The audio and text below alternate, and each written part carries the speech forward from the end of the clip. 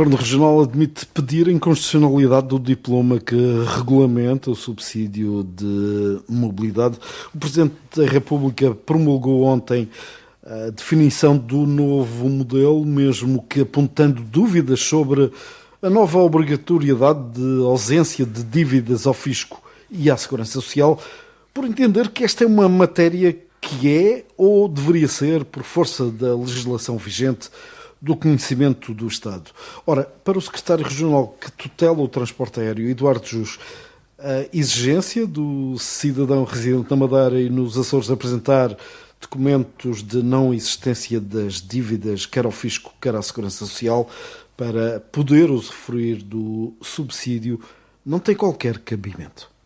Naturalmente que estamos contra e sempre estivemos contra esta disposição que discrimina os madeirenses e os porto-santenses em relação aos demais portugueses continentais. Existem vários exemplos que nós próprios apontamos durante as reuniões e a correspondência que tivemos com o Ministério, no sentido de alertar de que existem situações a nível nacional de apoios sociais também à mobilidade que não exigem, essas situações não exigem a prova de não dívida à Segurança Social e ao Fisco e à Administração Fiscal, e por isso mesmo julgamos que é uma disposição que não tem cabimento absolutamente nenhum. Sobre a vaga de fundo de teor político para que o diploma seja apreciado pelo Tribunal Constitucional ou para que a lei seja alterada, Eduardo Jus deseja que todos falem em uma só voz sobre uma matéria que motiva a indignação. Se a Madeira puder falar em uma só voz e se houver um entendimento da parte da oposição do caminho que tem que ser seguido, que é este que nós temos vindo a afirmar e que parece que há um acordo ou que há uma coincidência de ponto de vista, tanto melhor. Portanto, acho que é ótimo que cada um dos partidos se manifeste, que não seja só o Governo a tratar desta reação e a demonstrar ao país que a nossa indignação e que essa reação dos partidos a juntar-se à posição do Governo forme uma única comunicação regional mais forte, coesa e unânime no sentido de revogar esta disposição. Da nossa parte, já voltamos com uma nova vaga de existência junto do Governo da República, no sentido de, também por via da nossa tutela, fazer sentir o grande descontentamento que esta circunstância nos está a causar. O novo diploma sobre o subsídio social de mobilidade no transporte aéreo, bem como a situação na Venezuela, dominaram as intervenções políticas na Assembleia Legislativa da Madeira, que regressou esta manhã às reuniões em plenário, depois da interrupção durante o período de Natal e fim de ano. Já lá vamos. Antes importa referir que a primeira sessão plenária de 2026 levou a Presidente Rubina Leal a deixar 2 desejos. Esperemos que o ano 2026 seja um ano auspicioso, em que se consiga afirmar neste Parlamento o papel desta Assembleia e que consigamos liderar aquelas matérias que, em primeira instância, dependem deste mesmo Parlamento.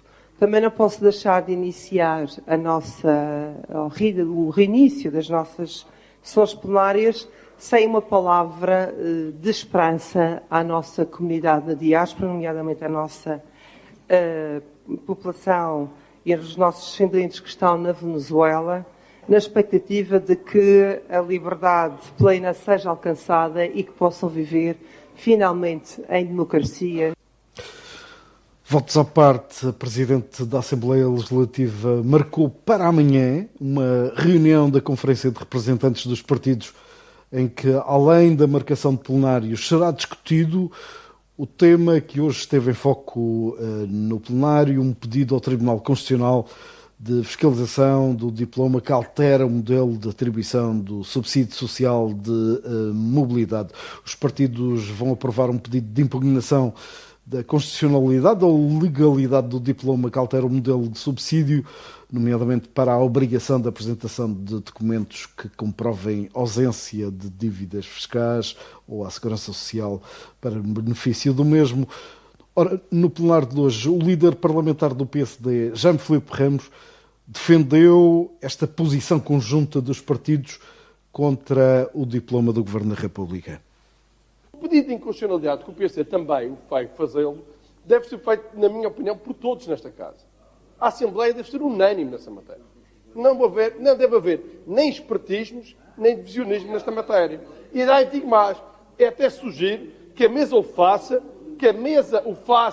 de acordo com todos os partidos, para não haver dúvidas nessa posição. Dúvidas tenho eu relativamente às vontades do Tribunal Constitucional. Essas é que eu tenho sempre dúvidas. Mas deixe-me dizer, Sr. Presidente, termino, dizer o seguinte. Se persistir, o PSD também fará aqui uma proposta de alteração ao decreto-lei. Nós vamos mudar o decreto-lei, porque é isso que estamos a discutir. Portanto, se não for possível de uma maneira, será sempre possível, porque a democracia vai prevalecer. Coube ao CDS dar um mote com Sara Madalena a propor que o Parlamento da Madeira solicite então a declaração de inconstitucionalidade do novo diploma sobre o subsídio social de mobilidade. Iniciamos 2026 com uma péssima notícia: a suspensão dos reembolsos dos subsídios de mobilidade insular. O Governo da República enfiou o pé na argola, introduziu uma portaria, uma legislação que determina a existência de uma plataforma nada morta, inacessível, complexa, inconstitucional. Uma legislação que, pasme-se, exige certidão de não dívida às finanças e à segurança social para obter o reembolso a quem tem direito no âmbito da continuidade territorial, negando à falsa fé o direito à saúde, se uma aderência com dívidas às finanças ou à segurança social precisar-se deslocar para tratamentos fora da região, o direito à educação, no caso de se tratar de estudantes, o direito à família, se uma aderência quiser visitar familiares, ou só porque sim se deseja deslocar para fora da região. Decisões claramente violadoras da Constituição, suscitando dúvidas ao próprio Presidente da República, que promulga, mas deixa a porta entreaberta para a fiscalização sucessiva da constitucionalidade desta norma aberrante. E é isso mesmo que o CDS está a ponderar, requerer através deste Parlamento na defesa dos superiores interesses da população insular, da norma que obriga a inexistência de dívidas ao fisco e à segurança social para se poder obter o subsídio de mobilidade.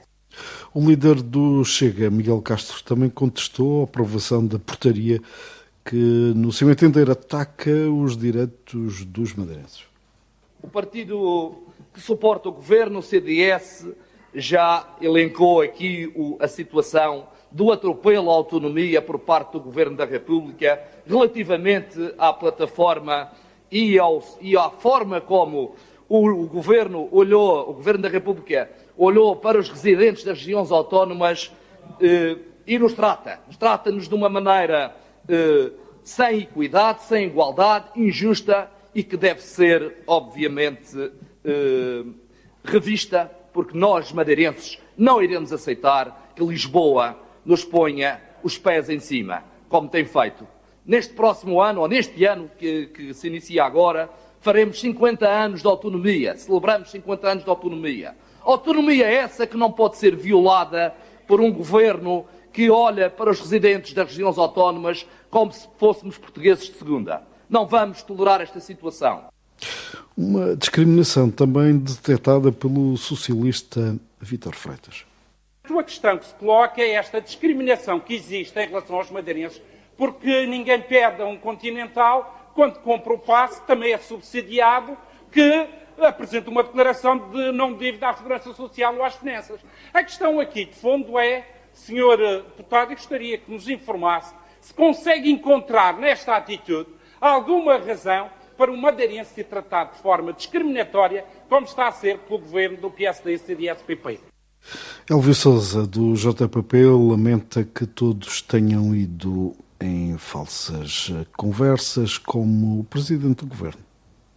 Porque nós, já 22 de dezembro, dissemos, se o Governo da República não retirar, já depois Miguel Albuquerque ter dito, não vai ser publicado, isso não vai ser, eu não acredito. Olha, lá está, 2 vezes, 2 projetos de portaria com essa pouca vergonha. Portanto, Sra. Deputada, não precisa trazer para aqui pedidos de inconstitucionalidade. Nós já vamos avançar.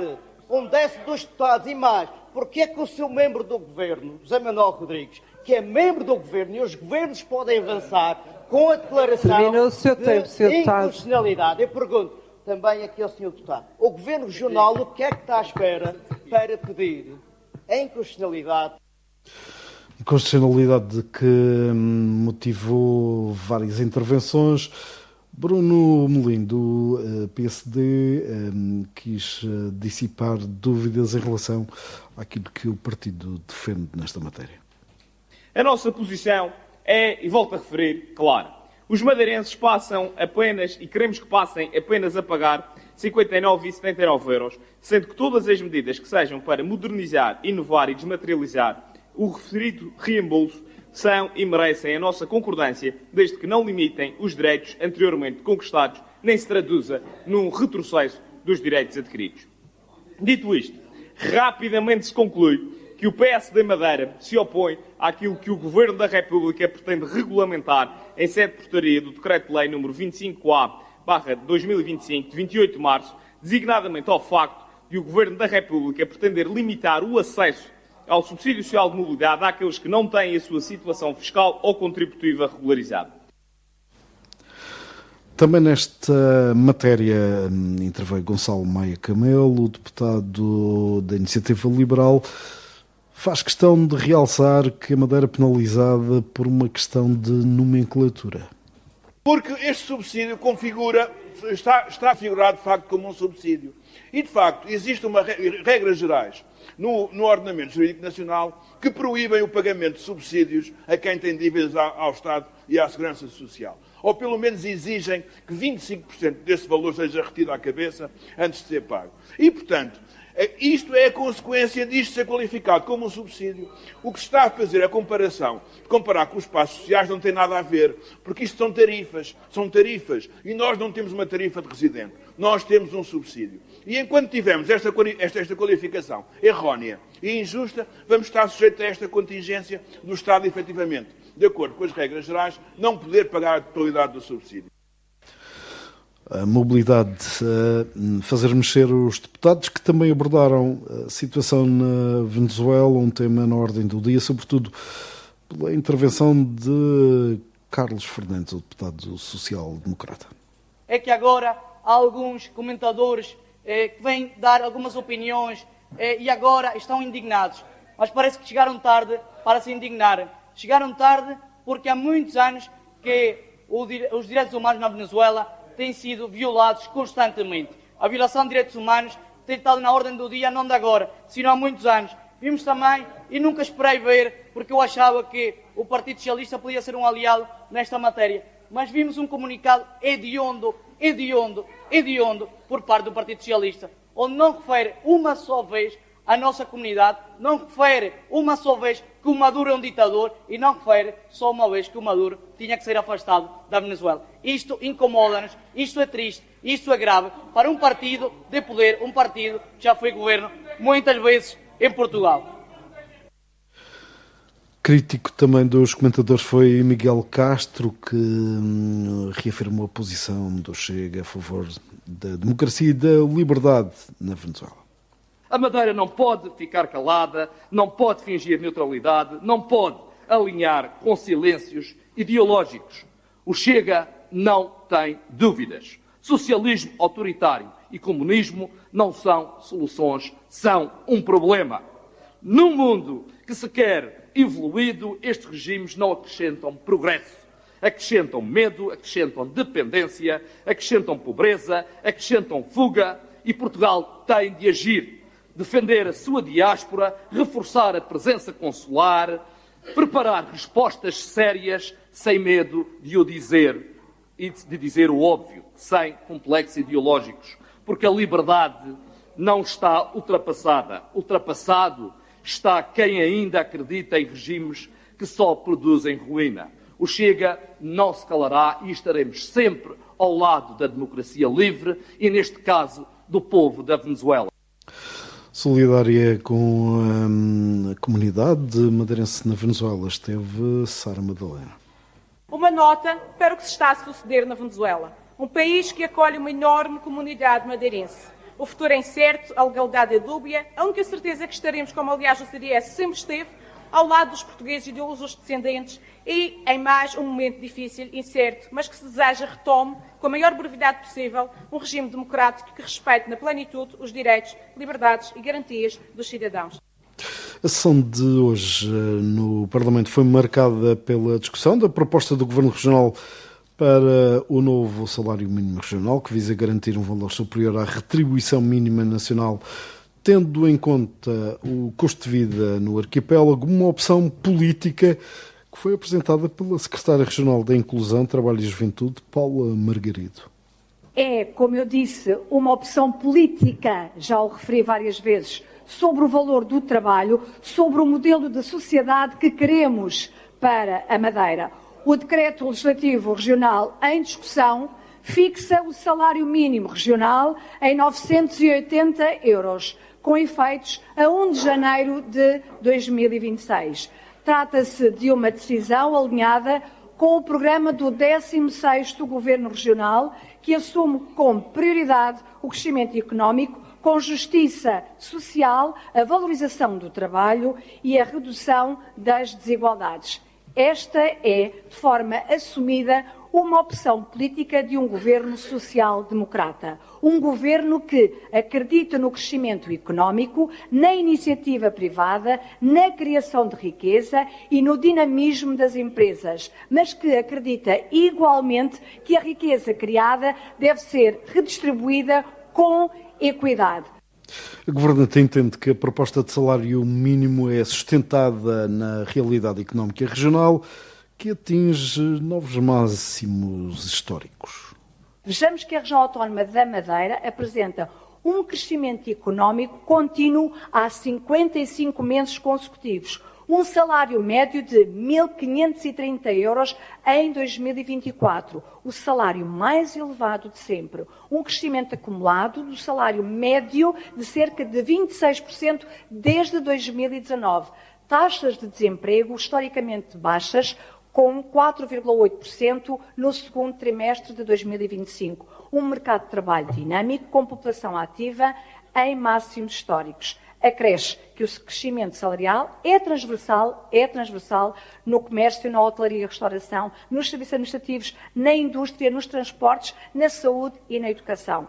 Não estamos perante uma economia estagnada, mas perante uma economia com capacidade para sustentar este aumento e para beneficiar dele.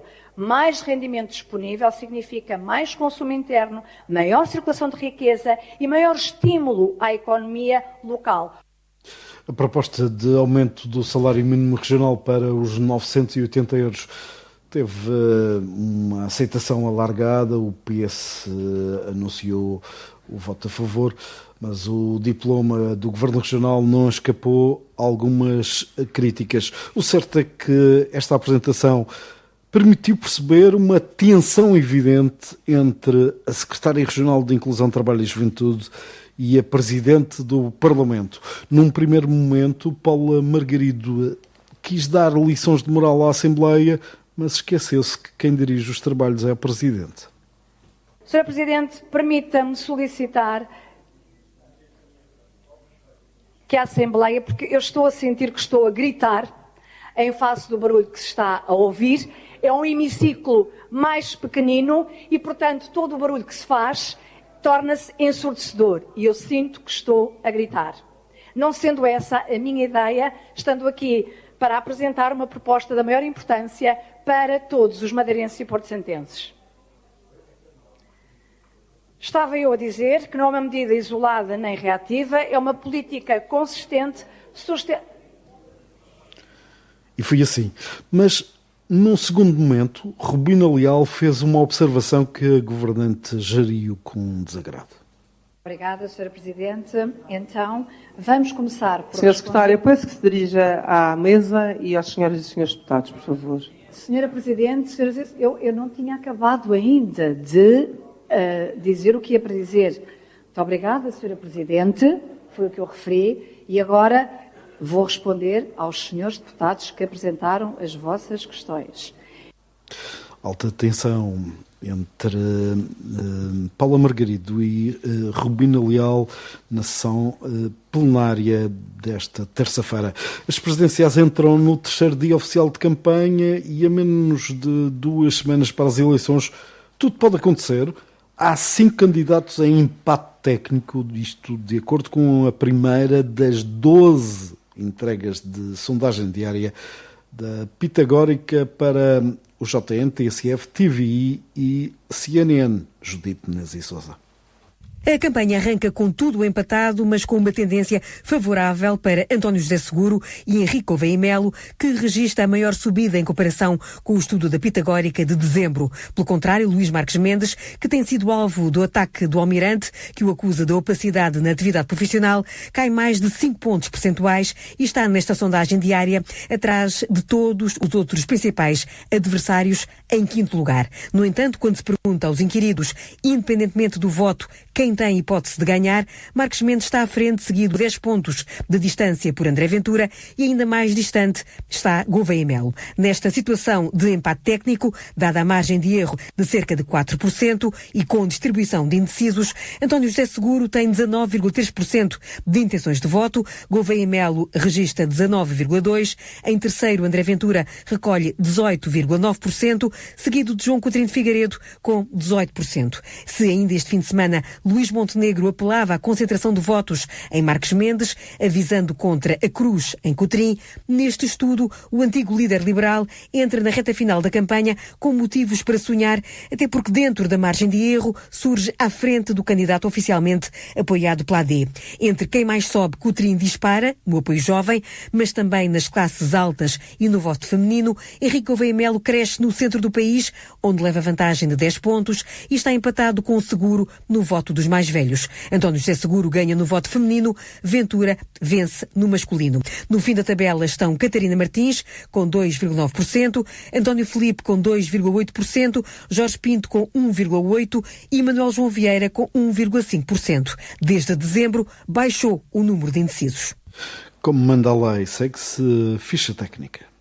Durante 3 dias, de 2 a 4 de janeiro, foi recolhida diariamente pela Pitagórica, para TSF, JN e TVI CNN Portugal, uma subamostra de um mínimo de 202 entrevistas representativa do universo eleitoral português, tendo por base os critérios de género, idade e região. O resultado do apuramento dos 3 últimos dias de trabalho de campo implica uma amostra de 608 indivíduos que, para um grau de confiança de 95,5%, corresponde a uma margem de erro máxima de cerca de 4,06%. O estudo tem como objetivo avaliar a opinião dos portugueses sobre temas relacionados com as eleições, nomeadamente os principais protagonistas e os momentos de campanha, bem como a intenção de voto nos vários candidatos. A taxa de resposta foi de 48,87%.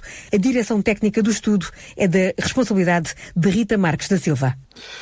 Importa reter que nesta primeira sondagem diária da Pitagórica para a TSF, JN, TV e CNN, António José Seguro e Henrique Gouveia Melo surgem com ligeira vantagem dentro do impacto técnico que persiste entre os primeiros 5 candidatos. Marques Mendes registra a maior queda, enquanto o Almirante na reserva é quem mais sobe. Ainda assim, Marques Mendes e André Ventura são apontados como aqueles com maior dinâmica de vitória, ou seja, com possibilidade de alcançar a segunda volta.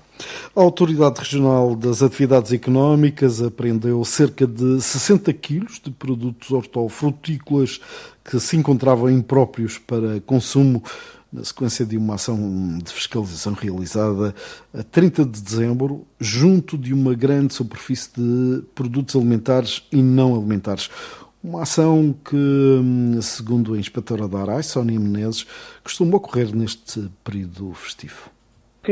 Foi uma operação dentro da época em que nós nos inserimos. Nós sabemos que o Natal é propício ao maior consumo e desenvolvemos fiscalizações a este tipo de estabelecimentos de forma a verificar a conformidade dos produtos, as rotulagens, as regras da comercialização, de certa forma para proteger o consumidor, para que faça as suas compras em segurança. Isto não é uma operação nova, nós costumamos sempre, todos os anos, na época natalícia, acaba sempre por desenvolver este tipo de fiscalização. De acordo com a ARAI, após o exame pericial, a mercadoria foi apreendida e inutilizada, tendo sido instaurado um processo de crime no âmbito desta ação e feita a devida comunicação ao Ministério Público. oitava edição do Fado Funchal vai decorrer entre 21 e 25 de janeiro no Teatro Baltasar Dias. Ao longo de 4 dias, o festival conta com um total de 6 concertos e 4 espetáculos destinados ao público infantil. O certame foi apresentado esta manhã pelo Presidente da Câmara Municipal do Funchal, Jorge Carvalho, que fez questão de salientar o facto de estar perante uma oportunidade de dar visibilidade ao talento local. Esta oitava edição do Fado Funchal, de forma muito resumida, visa homenagear aqueles que se dedicam ao fado na região, valorizar a nossa cultura, o nosso património e divulgar também junto do público em geral, mas acima de tudo dos mais novos, esta arte. Este ano o evento presta homenagem a Paulo Amaro, que revelou ter fado como paixão desde muito cedo. Já dos 8 anos de idade, que comecei por cantar no Tocato lá, e fiz, aliás, todos os espetáculos que havia desde o João Jardim, o Cine Parque, Cine Jardim, as minhas casas, trabalhei nessas casas todas. Este é um gostinho de gostar de cantar, que a minha mãe também gostava de cantar. E então ia ouvindo a minha mãe cantarolar e depois, pronto, o bichinho veio e ficou.